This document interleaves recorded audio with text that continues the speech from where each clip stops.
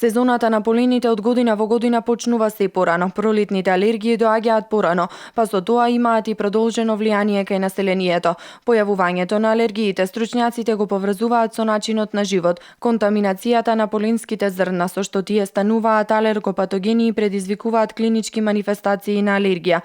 Со цветањето на дрвјата, тревите и цвеќињата се изфрла огромна количина на полен во воздухот, која се смета за најголем виновник за појавата на алергии. Токму во ова сезона имаме температури нешто кои што се за некој степен невообичаени за овој период од годината.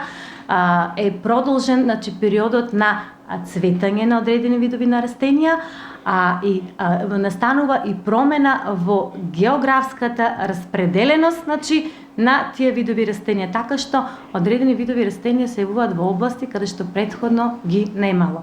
Па затоа токму и луѓето кои што имаат алергиски ринит, симптомите оваа година се јавија многу порано во однос на претходните години и во однос на периодите од годините кои што беа вообичаени за таа симптоматологија. Процените се дека кај околу 23% од македонското население има појава на алергии. Кон овој процент на алергични лица секоја година се регрутираат нови случаи, кои претходно немале никакви симптоми на алергија. Најновите податоци говорат дека за последните 3 децении бројот на лица кои имаат алергиски проблеми е за 3 пати зголемен, а алергиите ги напаѓаат како возрастните, така и децата. Најкарактеристични алергии се ринитисот или поленската кивавица, конјуктивитисот, бронхијалната астма и осипите.